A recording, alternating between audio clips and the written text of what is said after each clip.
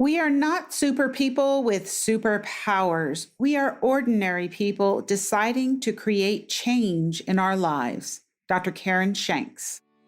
She used to deliver babies, but now she delivers exceptional wellness for women. Welcome to her Brilliant Health Radio, where holistic women's health expert and board-certified OBGYN Dr. Kyrin Dunstan shares revolutionary insight from leading experts on what you need to know today to treat the root cause of disease, heal, and create the radiant health you've been searching for. Lean in and get ready to experience the bountiful, blissful, and beautiful vitality that you deserve.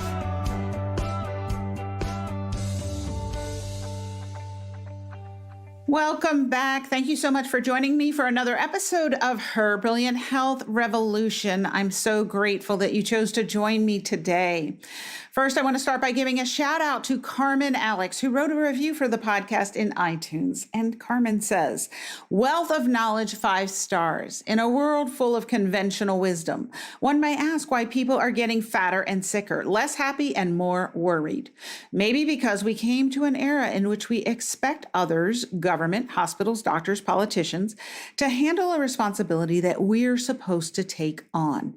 What responsibility? The one of personally taking care of our own health. Thank you, Carmen Alex, for your vote of confidence. So great to have you as a listener. And if you'd like to write a review, you're welcome to do so in iTunes.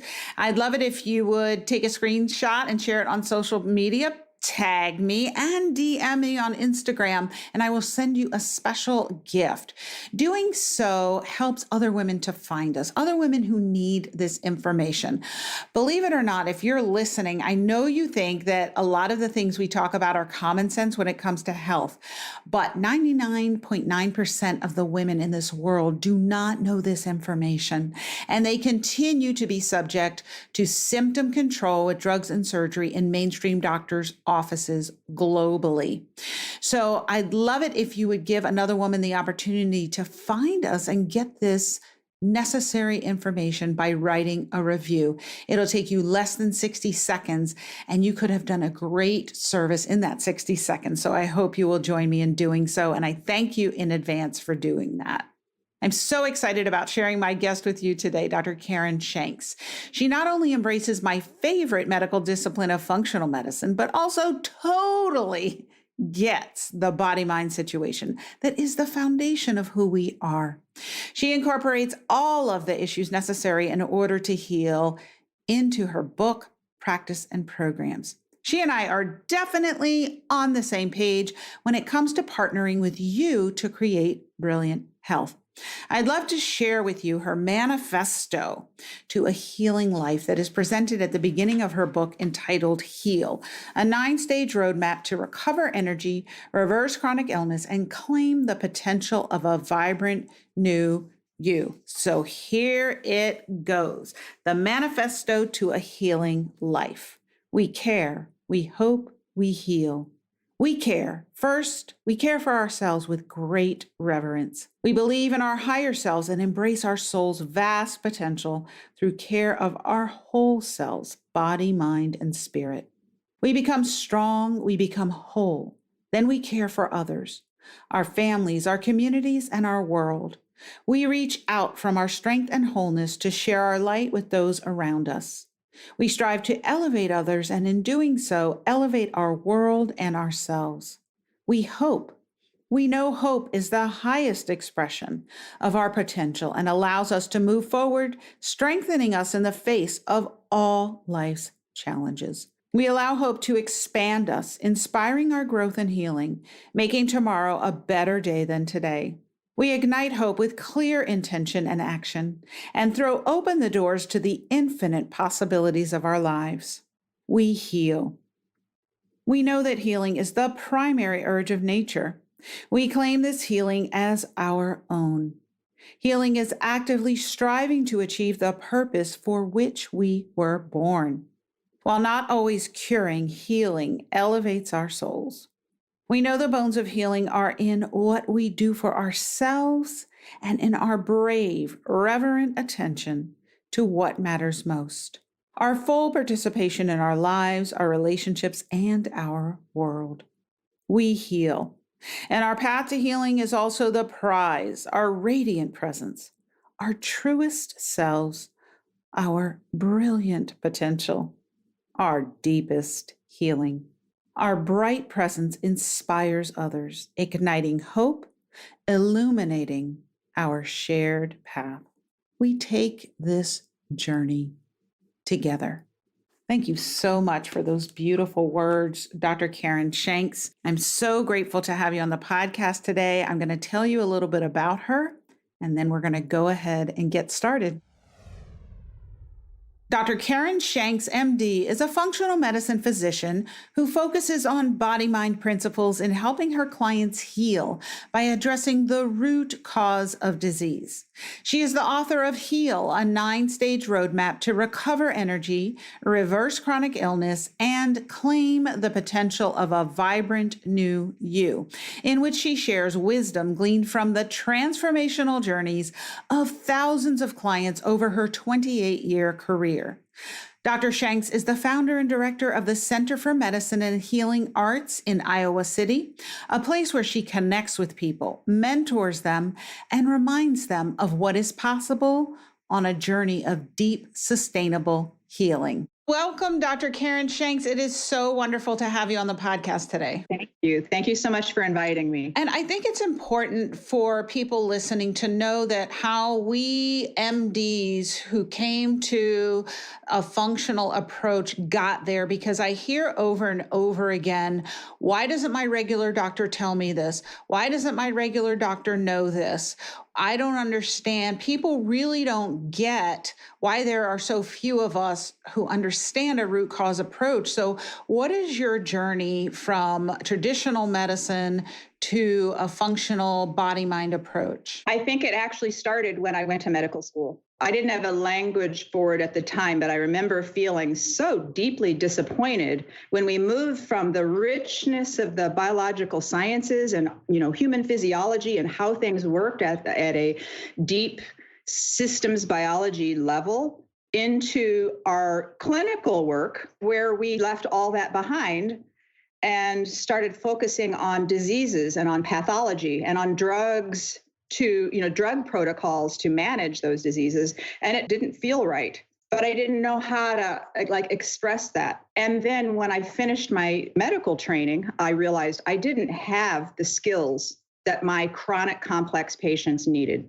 I didn't have the knowledge and I didn't have the skills because I didn't learn it in medical school.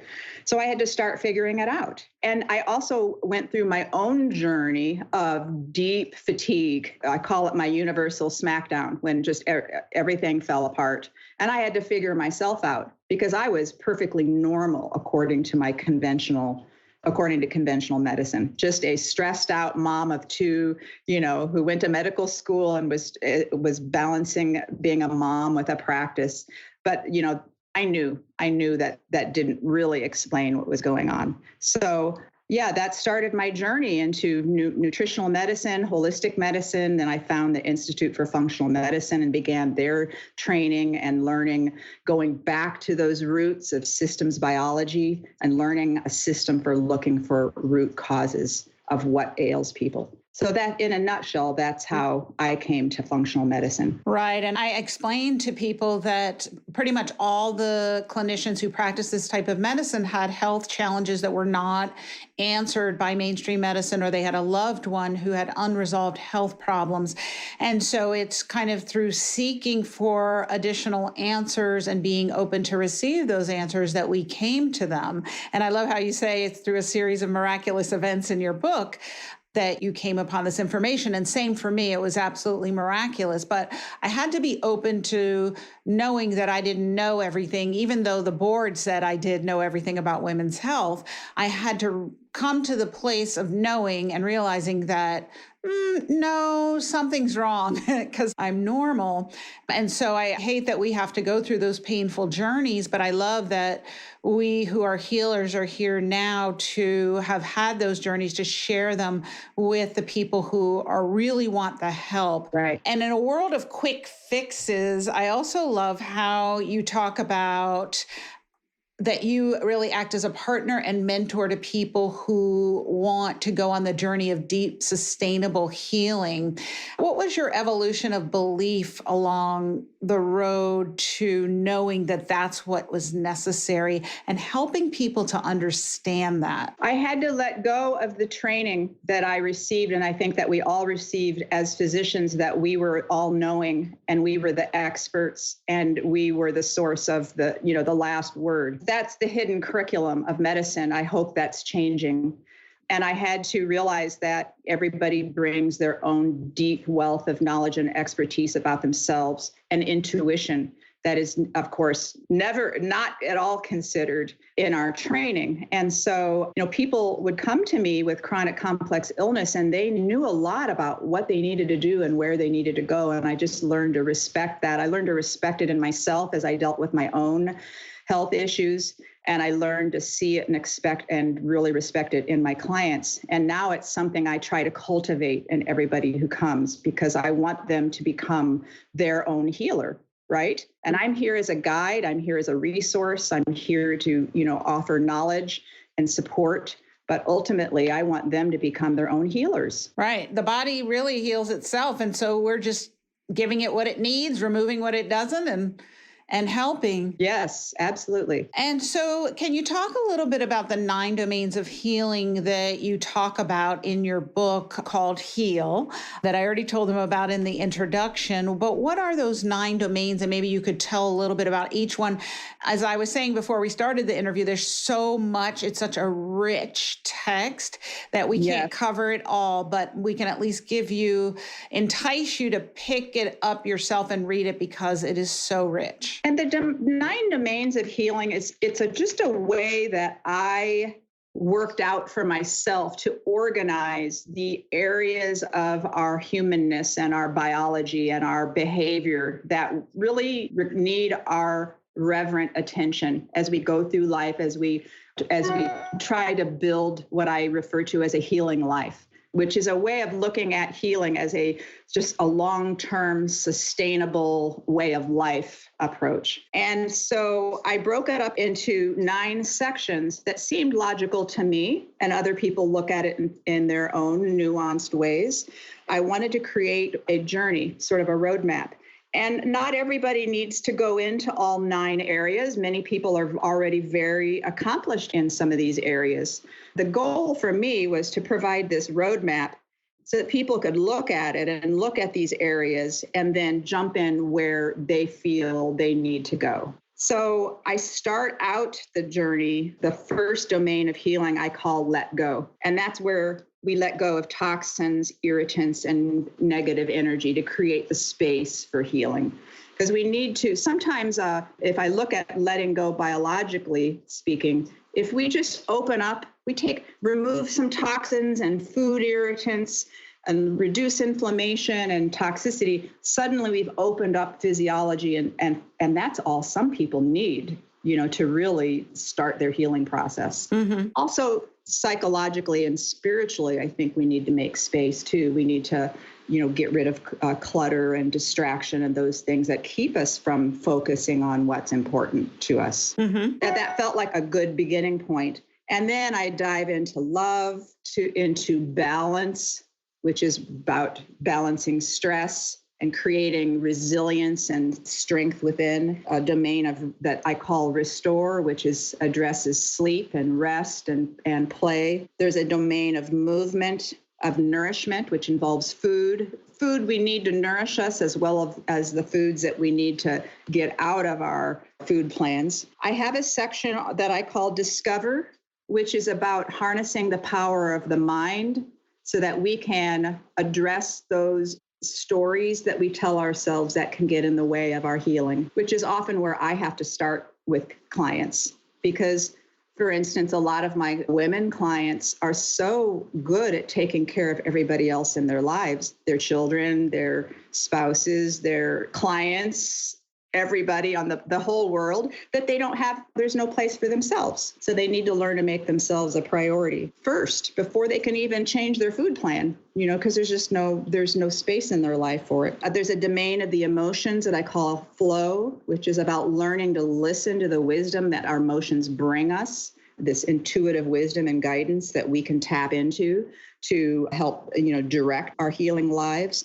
And then a section that I call rise, nourishing meaning, purpose, grace, and awe, are learning to become present, which I discuss as a 9th domain, but it's also the path that we need as we go through all of these domains. Because the more present we are to what we're doing to take care of ourselves, the better we're going to be at it, and I think the more successful we're going to be at creating our healing lives and creating our resilience and our ability to thrive and enjoy our lives. At this time in particular, I think talking about resilience is so key. The book is, I love how you say on the cover, fatigue is not your destiny. And I think a lot of women in this day and age have come to accept or believe that they're just going to be tired. And that is a sign of lack of resilience. And right now with the current viral crisis, I think we're all now reevaluating, really, how resilient is my health? How resilient is my immune system? And so what would you offer for people as we're navigating this new terrain together? Right. Well, I think people do have this foundational understanding, I think, that we're stuck with our gene. If we have our genes, we're stuck with, what we expect those genes are about. Or if our parents had this or that, it's in the family, we're stuck with it. And the new paradigm, as you know, is epigenetics, which is that our genes and how they function is very much dependent on what kind of environment those genes are a part of. And that's the external environment and also the internal environment that we create through our lifestyle habits. And so once we get to understand what we need, we can build a reserve of resilience. And that's exactly what this pandemic is screaming for us to do. It's what we're going to need to do, because this pandemic isn't going to go away anytime soon. And the predictions are that a large part of the population will need to become sick in order for there to be enough immunity for the pandemic to begin to fade away and become controllable. So, a very powerful thing that we can all do is work to build that resilience through self-care. And as functional medicine practitioners, people are ripe for it now. There was ever a time, people are ripe and hungry for it. They're scared. We got their attention. I think that people a lot of times put off taking care of their health. They put off self-care or inquiry, and they kind of think, oh yeah, I'll do that. I'll take care of that when I have time or when I retire. And now the pressure is on. Everyone's like, what do I need to do now to improve my health? Because I think that people are really getting that there are ways to manipulate the fortitude of their immune system. And so they're wanting to know how. And so I think it's important, if you're listening, to understand that this same approach that Dr. Shanks' book talks about in terms of healing chronic fatigue, all of these are applicable to improving your resilience when it comes to your health. And part of that, and I know you have a special gift that you're going to offer. We'll talk about that at the end, but about your healing story. It starts with the story you tell yourself. And so how might that apply not only with chronic fatigue, but with the current pandemic? How does the story that you're telling of your healing or lack thereof, or your vulnerability to the virus, or your resistance to it, how does the story play in? Can you help everyone understand what that means? Yeah, and what I'm hearing a lot of are fearful stories right now. I don't think a lot of people have gotten to the point of getting beyond the fear and beyond the sort of survival-oriented responses to thinking through, how can I foundationally strengthen myself so that going forward, I can keep myself and my family well, so that we can thrive through this incredible challenge that we're facing. This is it's going to involve self-care, but I think first and foremost, it has to involve finding some balance, because fear is a normal response to what we're hearing, and we need to hear what's going on. We need to know what's going on to a certain extent with this pandemic, and we need to know what we need to do to keep the vulnerable people in our population safe. But in hearing those stories and hearing the recommendations, we're naturally fearful. I feel fear when I look at the New York Times or I listen to, some of the expert podcasts that I listen to. So we need to learn to control the amount of information that's coming in. And I see people, checking the news many times during the day, getting into social media where a lot of these articles are being shared and a lot of fear is being shared. In addition to very beautiful things, I've seen a lot of very beautiful things on social media as well. We need to learn to limit the onslaught and find ways to feel peaceful so that we can manage ourselves in the most effective way as we're in sort of the most critical part of this pandemic right now. Yeah, I realized early on when I really realized that this was something I needed to take seriously, we all needed to take seriously. I kind of went down the rabbit hole a few times, and I had to realize that the things that took me down a negative rabbit hole and not just a being informed rabbit hole that allowed me to take informed affirmative action were reading personal stories about individuals, looking at pictures that people posted of some very horrific things, anything that grabbed my reptilian brain and hooked me into irrational fear. And I had to divest myself of that. And so I only go to credible resources and get credible factual information, take the actions that I can. And I find that my mindset is way better when I can do that. Yes. Hey, have you been feeling anxious about the current climate and new risks to your health? And wondering if your overall level of health is good enough to support you if you were to get sick? You are not alone. Now more than ever, your health has got to be brilliant, support you, and shine. It's time to stop procrastinating on getting the evaluation, knowledge, tools, and support that you know you need to address the roots of what's going wrong with your health, keeping you tired, overweight, lacking in stamina, and on prescription medications. That is just not good enough anymore. New threats mean you've got to develop a better defense, and I'm here to help. I personally invite you to schedule a complimentary phone consultation with me, wherever you live, to discuss your personal health concerns and how a comprehensive, holistic, root cause approach can help you not only alleviate the current symptoms you're having, but also boost your level of health resilience. It's all about resilience now. You can sign up on my website, KarynDunstonMD.com, where there's additional information about supercharging your wellness during this important time in our history. I love how in the beginning of the book, you have people kind of write the story of their healing. I think it's a fabulous tool. And you talk about how we are energetic beings, and you really start with that. And with my paradigm of how I talk to people about their health, I always talk about hormones are the foundation, toxicity and inflammation above that, nutritional insufficiency, and then mental, emotional, spiritual, energetic on top. But I love how you turn that around, and you're right up front with you are an energetic being. It starts with your story. So can you talk about how you help people to understand that? I was speaking with a patient this week and really talking to her about these issues. And she says, well, this is the first time any doctor has ever told me anything like this. I think it's about having people claim from the very beginning that this is their journey. And this is about them. They are the expert on themselves, and they need to define what they want, and that what they want is perfectly 100% okay and legitimate. And maybe we're even going to have you reach a little higher than you thought you could, right? Mm-hmm. And then you become sort of the architect or the CEO of your well-being. your life and you bring in consultants and experts to help you and to give you advice, but all the while you maintain that inner vision and that inner strength. You are in charge of you. And I think that it's so easy to lose that in the conventional medicine arena, right?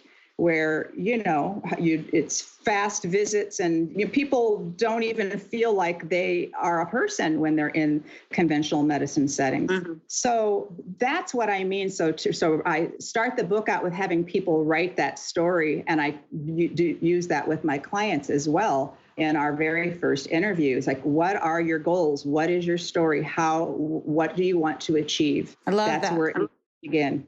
Yeah. And to somebody who really has not, maybe they're very religious and they're used to our traditional mainstream medicine, getting drugs and surgery, and you're working with them and working with supplements and diet and the different areas that you work in. How would you explain to someone who really has no experience with this, and I'm always looking for better ways to explain this to people, that they really get that their thoughts and feelings and beliefs affect their health and how that interacts and how we are energetic beings? Because I don't think most people, although it's something I live and breathe every single day, I don't think the average person understands that. And when I introduce it, I'm almost still amazed at how most people are not aware of that. So how do you help people to understand that? It really depends on the person and where they're at. And sometimes it's as easy as if I'm sitting with a very anxious, fearful, scared, sick person, mm-hmm. I observe their shallow breathing and their tight, stiff body. I can simply point that out and they get it. And I can take them through a breathing exercise, and we can work on getting them to feel their body and to inhabit their body. And I literally will ask people, where are you? And, and I'll say, just play along with me. Just point to where you are. And a lot of times the really anxious people are here, I'm pointing to my head, or they point above their head. They're not even in their bodies. So a simple breathing exercise, and they get to experience what their body feels like as it relaxes and as they feel like they're inhabiting it. I also will use simple yoga poses that help people feel more grounded. And so I think if we help people, like take them through an experiential exercise like that, they get it. I love that. People get it. Most people do get it. I just don't think they trust it. They don't trust that they are really whole. We learn that these things are separate. And when we go into conventional medicine settings, it's just our body that's approached and taken care of, But people know, people get it. Everybody gets it. We really are trained to believe that we are just our body and there is an energy. And one of the things I like to do is have people laugh really heartily. And then say, pay attention to how you feel now. Let's laugh really heartily, a little laughter yoga. Now, how do you feel? Oh, I feel elevated, optimistic. And yes, a great example. I love that. Yeah. Yes. Yeah. And so with chronic fatigue, how big a problem is this in our culture today? Huge. Yeah. Huge. Everybody. I think everybody's experienced persistent fatigue at some point. And they may not call it chronic fatigue, but if I ask them to quantify their energy level, it's not where it needs to be. I think anybody with any kind of persistent illness or dysfunction is experiencing fatigue as part of that. And some people have identified that and they'll say that right up front. Some people even identify themselves as having chronic fatigue. But many people just have never labeled it, but they're tired. And everybody who comes to see me is tired. If someone's listening and they're wondering, oh, well, I know I'm tired, but do I have a diagnosable ICD-10 code chronic fatigue? What would you tell them how to determine that? I like to throw out the diagnosis. Yes. And I try to convince people that that's really important, that the diagnosis really confines us to a box. If you're given a diagnosis of chronic fatigue syndrome in a conventional setting, the exploration for what's wrong with you really stops. The conventional protocol is put into place, which may involve drugs and some other things, but all inquiry stops. So in my view, the diagnosis is a story that limits us and limits what we can do. And there are as many causes for chronic fatigue and chronic fatigue syndrome as there are people who have it. And there's always an underlying cause, or usually causes a multitude of things that we have to deal with. And I love that. The diagnosis limits inquiry, the inquiry stops. That's so true. And I think it's important for everybody listening to understand that chronic fatigue is just a symptom. And mainstream medicine is really concerned with what is the diagnosis, what's the disease, what drug do I need to give or surgery do I need to do? And so what we're talking about is the fact that you then have to ask, well, why? And the why is the heart of functional medicine and a body-mind approach. It's all the root causes. Yeah. What caused you to have this symptom of fatigue, and it's multifactorial, so it's not one thing, so there's no one-shot wonder. Right. And what is your approach to someone usually who's having chronic fatigue? And I know that you really start with story and helping them understand they are energy. And then what other types of things do you do to evaluate them? Sure. So, of course, the story is the heart of the evaluation. And I would say 9 out of 10 times, I can probably come up with a list of the top reasons for that fatigue just from the story. And then I do a physical exam, of course. I do a very thorough physical exam, and I'm going to do lab work. And a lot of lab work is conventional lab work, looking at, does this person have anemia? Does this person have a thyroid dysfunction or adrenal dysfunction that's part of their fatigue? And I also like to do functional testing for nutrition, and then whatever clues there might be in the story that might lead me down a particular direction. Do they have a chronic infection?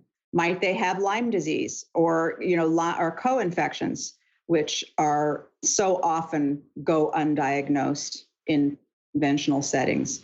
So huge gamut of considerations when we're dealing with fatigue. It's a basic energy debt. It's an energy deficit. Are there irritants or toxins, or is there something going on that needs to be gotten rid of, right? That we need to get out of there to unblock your physiology, your energy physiology? Or is there some unmet need? Hormones, nutrients, et cetera.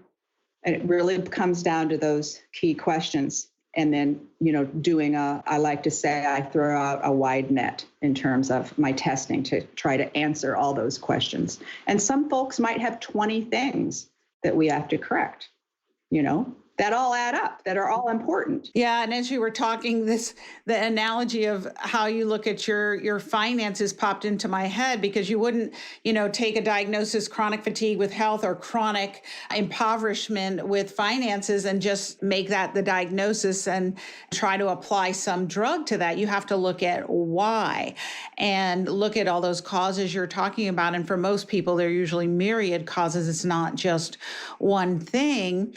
And in this time that we're going through, because it is so challenging, what would be your top tips for how people can nourish and love themselves and each other throughout this challenging time? Right. Well, first and foremost, follow the recommendations that are out. They're everywhere now for staying safe. Keep yourself safe. We're still in the zone where we need to be socially isolated.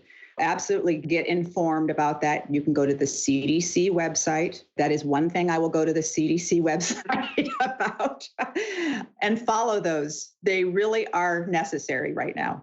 But then I think it goes back to some of the foundational things that we teach as functional medicine providers. Eat well. And I know people are afraid. They want to comfort themselves. They want to eat sugar and comforting foods. But this is really the time we want to support our immunity, to eat really well, eat a whole foods diet. A lot of your listeners are probably already doing some version of that, I would suspect. So really focus on that and see how you can optimize that. Sleep, huge. We need to sleep deeply to lower our stress hormone levels and to detoxify and to support our immunity and support our energy levels. It is so important, and we can't hack it. There's no way around it. We have to sleep, right? Yes. Oh, sleep. Vitamin Yes. S. Vitamin S, absolutely. Movement. And most of us can still get outside. I'm in Iowa. We don't have the epidemic hasn't impacted us as much as it has in other major metropolitan areas. We can still get outside and maintain our social distance. I think getting out in nature, I know when I get out with my dog and go into the woods, I just feel my body just let go. I just feel so much more relaxed and happy. And it's spring. So there's new growth and birds and in whatever you do if you have a meditation practice or a yoga practice, stick to it, stick to it. If you don't have one, this might be an excellent time to begin a 5-minute meditation. We really need to fortify ourselves with relaxation so we can stay resilient through this crisis. So really focusing on the foundational aspects of healing. There are supplements that we can add to people's regimens to help support immunity, but I think it's far more important to focus on the basics. I absolutely agree.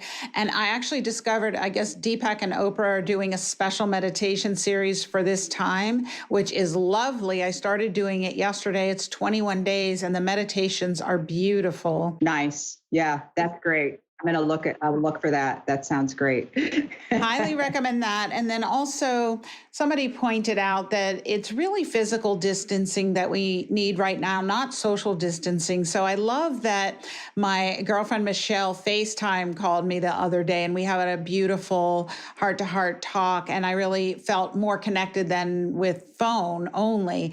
And so now I'm reaching out to everyone and wanting to FaceTime and connect with people. That's a good distinction. It isn't really social distancing. It's physical distancing. I like that.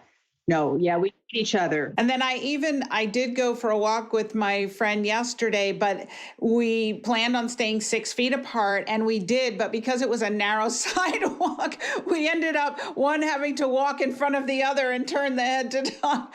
But at least we were doing something together, even though we were staying physically isolated. So see how creative you can be. I've seen that there are apps where you can play games with people. And so you could do a Zoom game night or something like that where you can be remote. So yeah. And if you're listening, I welcome your comments in social media, on the podcast, and any ideas you've come up with on how to stay connected. You could do a solo potluck virtually or something like that. Everybody makes their own meal and you all connect on a Zoom or something like that. I mean, I can think of lots of things. Of course, it's taking up a bit of energy to do the extra work I'm finding required with the current situation. Yes. And so making sure to get enough sleep, I think, is probably number one on the list. Sure, absolutely. So how can people find out more about you? I know you have some special gifts you would like to share with everyone. So please tell them how they can find out more. Visit my website, KarynShanksMD.com. I have lots and lots of articles on fatigue and chronic fatigue and energy nutrition and a variety of topics that relate back to the book and living a healing life. And I do have a ebook that I'm offering for free that's called Your Healing Story. It's going through and looking at some of the common stories that I've observed in my clients over the many years that become obstacles to healing. It just begins that exploration, and I go a little deeper with that in the actual book. Fabulous. And I do want to point out that when you're going to her website, it's KarynShanksMD.com. So Karyn is spelled Karyn.